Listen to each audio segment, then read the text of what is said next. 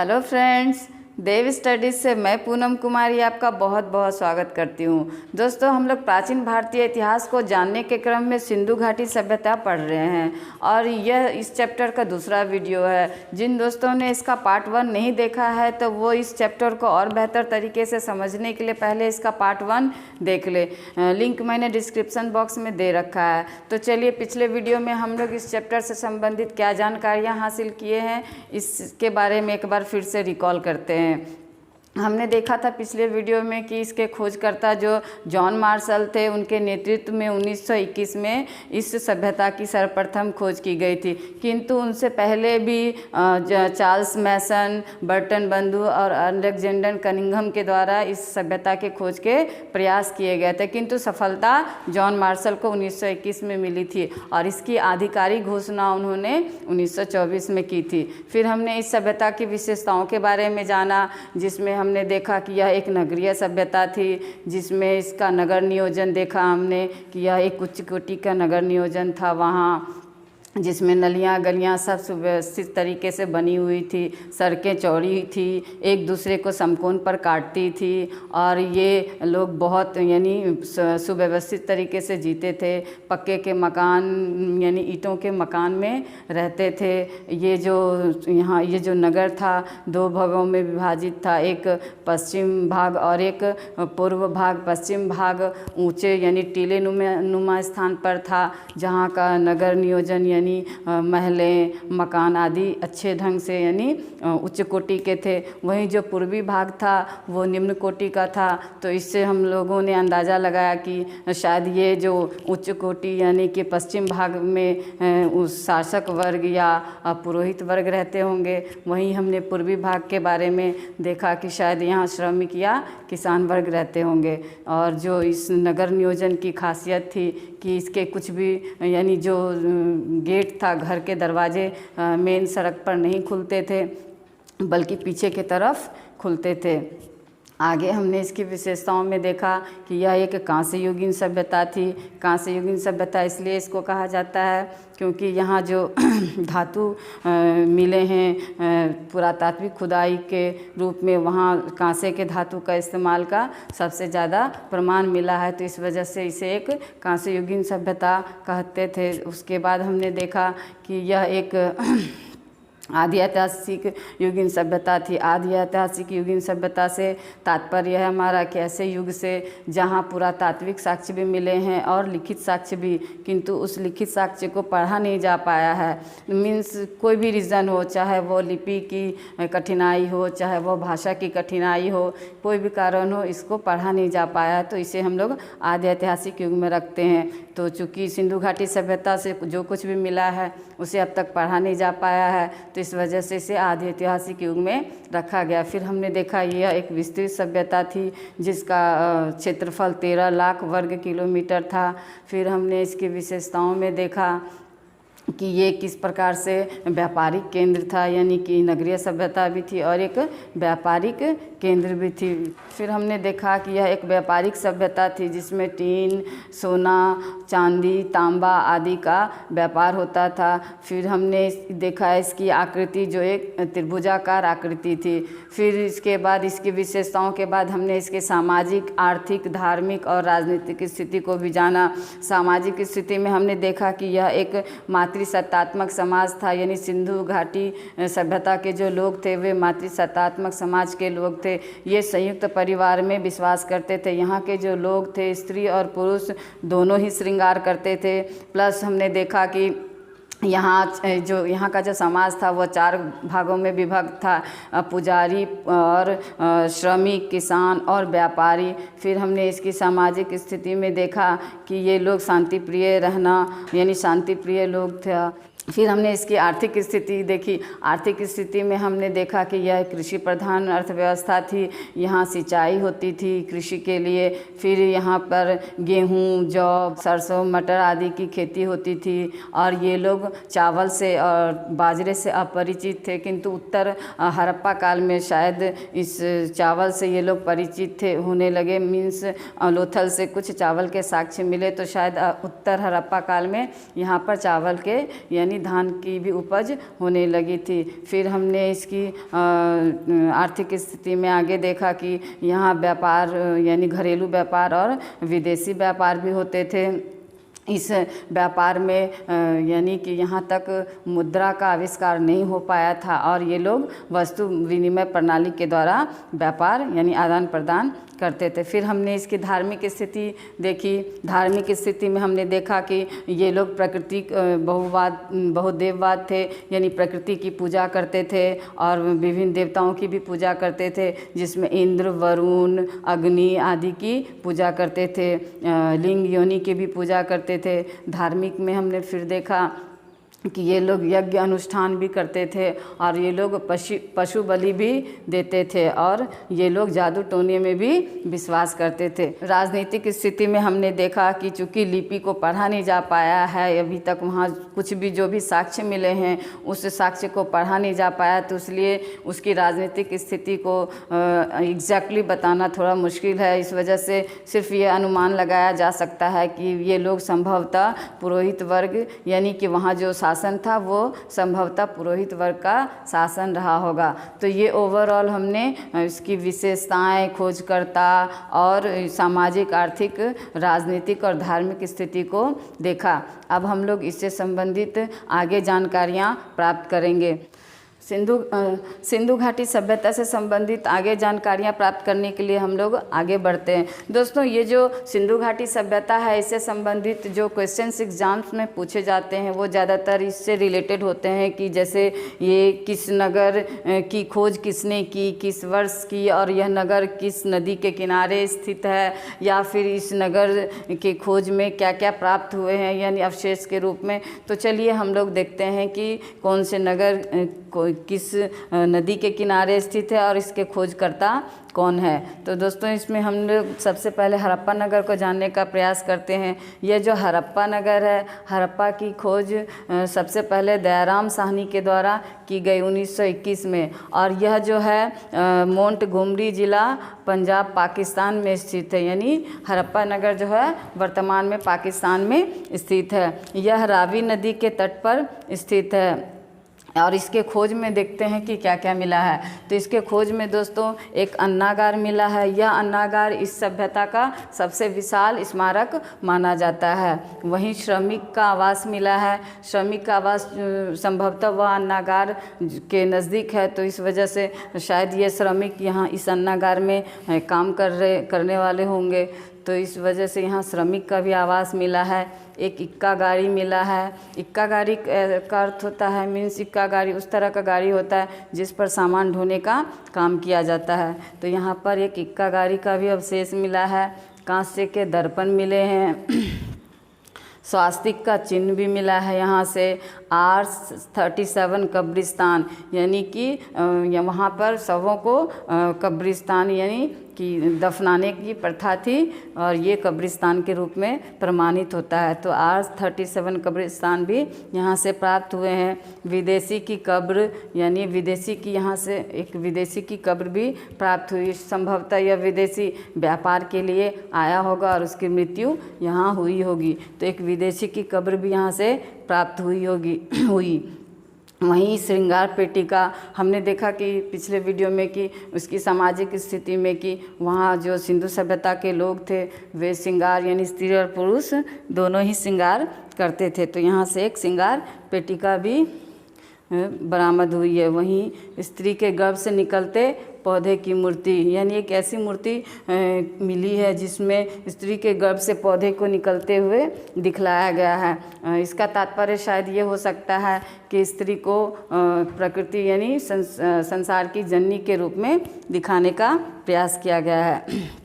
तो स्त्री के गर्भ से निकलते हुए पौधे की मूर्ति भी यहाँ से प्राप्त की गई है। तो ये हड़प्पा नगर से हम लोग इतनी सारी जानकारियाँ हासिल किए हैं। आगे हम लोग बढ़ते हैं। आगे है जो दूसरा नगर इसका महत्वपूर्ण नगर है वो है मोहनजोदड़ो। ये मोहनजोदड़ो का अर्थ होता है दोस्तों मृतकों का टीला, और ये जो है लड़काना सिंध पाकिस्तान में स्थित है और इसकी खोज राखाल दास बनर्जी ने 1922 में की थी। और यह जो नदी है सिंधु नदी, यानी सिंधु नदी के तट पर यह मोहनजोदड़ो स्थित है। अब देखते हैं कि इस मोहनजोदड़ो से क्या क्या प्राप्त हुआ है। तो दोस्तों यहाँ एक विशाल स्नानागार प्राप्त हुआ है। जहाँ यहाँ अन्नागार प्राप्त हुआ है, वहीं यहाँ विशाल स्नानागार प्राप्त हुआ है।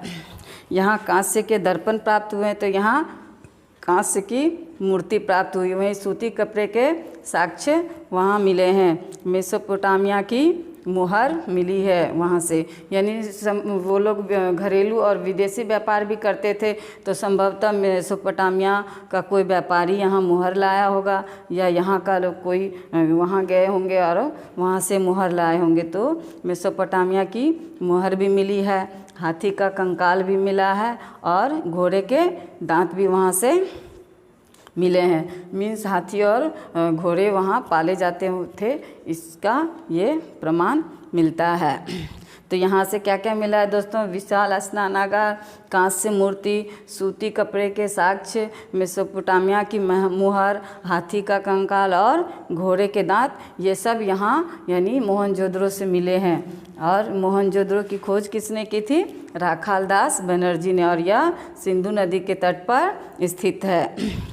आगे जो तीसरा महत्वपूर्ण नगर है यह है लोथल।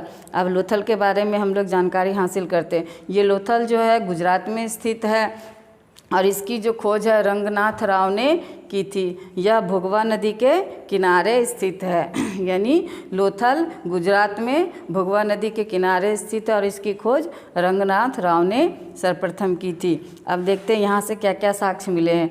तो यहाँ गोदीबारा के साक्ष्य मिले हैं और चावल के भी सर्वप्रथम साक्ष्य यहाँ से मिले हैं। दोस्तों हमने पिछले वीडियो में देखा कि इसकी आर्थिक स्थिति में कि ये लोग चावल से संभवतः अपरिचित थे, किंतु लोथल जो कि यहाँ का बंदरगाह था, यानी कि सिंधु सभ्यता का बंदरगाह माना जाता था। यहाँ से ये जो गोदीबारा है दोस्तों, गोदीबारा का अर्थ होता है जहाँ जहाज को यानी लगाया जाता है।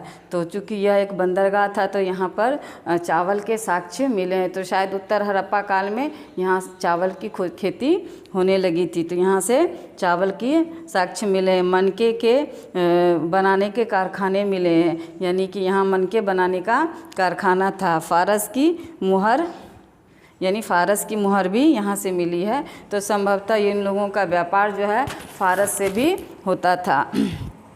3 युगल समाधान, यानी 3 युगल समाधान को एक ही जगह, जहां हमने यहाँ देखा कि यहाँ कब्रिस्तान यानी कि दफनाने की प्रथा थी, यहाँ समाधान, यहाँ सबको जलाने की प्रथा थी, यानी अलग अलग क्षेत्रों में अलग अलग तरह के रीतियाँ थी। तो यहाँ 3 युगल समाधान मिले हैं। घरों के दरवाजे मुख्य मार्ग पर खुलते थे। दोस्तों यहाँ का जितना भी नगर था उस नगर की खासियत थी कि जो भी इसका मुख्य द्वार था वो मेन सड़क पर नहीं खुलता था, बल्कि पीछे गली में खुलता था। किंतु लोथल ऐसा जगह है जहाँ के घरों के दरवाजे मुख्य सड़क पर यानी मुख्य मार्ग पर खुलते थे। तो ये सारी इसकी यानी कि इस जगह से प्राप्त हुए हैं साक्ष्य के रूप में। अब फिर से एक बार रिकॉल करते हैं हम लोग। लोथल कहाँ है? तो गुजरात में। और इसकी खोज किसने की थी? तो रंगनाथ राव ने। और यह किस नदी पर है? तो भोगवा नदी पर है। और यहाँ से क्या क्या मिले हैं? तो गोदीबारा के साक्ष्य, चावल के सर्वप्रथम साक्ष्य, मनके बनाने के कारखाने, फारस की मुहर और 3 युगल समाधान और घरों के दरवाजे मुख्य मार्ग पर होते थे। तो ये सब यहाँ इस जगह से यानी लोथल से प्राप्त हुए। आगे जो चौथा जगह है, चौथा स्थान है, वह है धौलावीरा। तो चलिए धौलावीरा के बारे में जानते हैं। धौलावीरा गुजरात में स्थित है और इसकी जो खोज है रविंद्र सिंह बिष्ट के द्वारा की गई थी। अब देखते हैं यहाँ से क्या क्या प्राप्त हुए हैं। तो दोस्तों यह जो नगर है 3 भागों में विभाजित थी। हमने अब तक देखा कि जितने भी वहाँ के नगर थे 2 भागों में विभाजित थे, एक पूर्वी भाग और एक पश्चिम भाग। पूर्वी भाग निम्न स्तर का यानी निचले स्तर पर बना हुआ होता था और जो पश्चिमी भाग रहता था वो टीलेनुमा आकार यानी ऊंचे स्थान पर बना रहता था। तो जिसमें ऊंचे स्थान पर व्यापारिक या जो शासक वर्ग है वो रहते थे और निचले स्थान में श्रमिक या किसान रहते थे। किंतु यह जो धौलावीरा गुजरात में जो स्थल है ये इसका जो है नगर 3 भागों में विभाजित था और यहाँ कृत्रिम जलाशय के साक्ष्य मिले। दोस्तों यह जो धौलावीरा है यह किसी भी नदी के तट पर स्थित नहीं है, तो इस वजह से यहाँ जो है कृत्रिम जलाशय मीन्स चूँकि यह नदी के नज़दीक नहीं था, नदी के किनारे स्थित नहीं था, तो जल की पूर्ति के लिए कृत्रिम जलाशय का निर्माण किया गया होगा।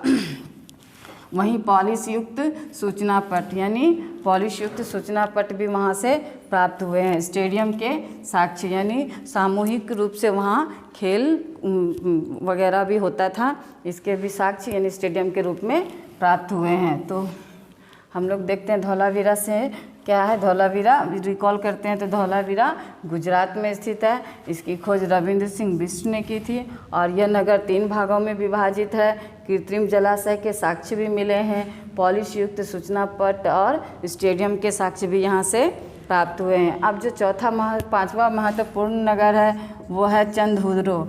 अब हम लोग चंद्रहुद्रो को देखते हैं। तो चंद्रहुद्रो में हम लोग ये जो चंद्रहुद्रो है ये सिंध पाकिस्तान में स्थित है और इसकी जो खोज है NG मजूमदार ने की थी। और इसके यहाँ से यानी इस चंद्रहुद्रो से क्या क्या प्राप्त हुआ है तो ये देखते हैं। यह दोस्तों ये जो चंद्रहुद्रो है यहाँ की औद्योगिक नगरी थी। यहाँ मनके बनाने के कारखाने के अवशेष मिले हैं। बिल्ली का पीछा करते हुए कुत्ते के पंजे के निशान मिले। ये जो क्वेश्चन है दोस्तों बहुत बार पूछा गया बहुत से एग्जाम में कि बिल्ली के पीछा यानी बिल्ली का पीछा करते हुए कुत्ते के पंजे के निशान कहाँ से प्राप्त किए गए, तो ये चंद्रहुद्रो से प्राप्त हुए हैं। आगे जो इसका प्रमुख नगर है वो है कालीबंगा।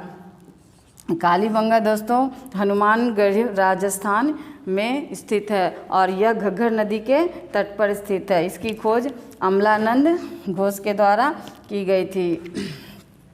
और यहाँ से क्या क्या मिला है तो देखते हैं। यहाँ जुते हुए खेत के साक्ष्य मिले हैं, यानी कि खेत की जुताई इस प्रकार से धारी बनी हुई वहाँ मिली है, यानी जुते हुए खेत के साक्ष्य वहाँ से मिले। अग्नि के हवन कुंड यानी वो लोग धार्मिक अनुष्ठान में यज्ञ आदि करते थे, यानी वहाँ बलि प्रथा भी प्रचलित थी, तो वहाँ यह हवन के अग्नि के हवन कुंड भी मिले हैं। चूड़ियाँ भी मिली है और भूकंप के साक्ष्य भी मिले हैं, यानी इस सभ्यता की जो अंत है वो उसका एक कारण भूकंप भी माना जाता है, तो इस भूकंप के साक्ष्य भी यहाँ से प्राप्त हुए हैं। अब इसका जो अगला स्थल है वो है राखीगढ़ी।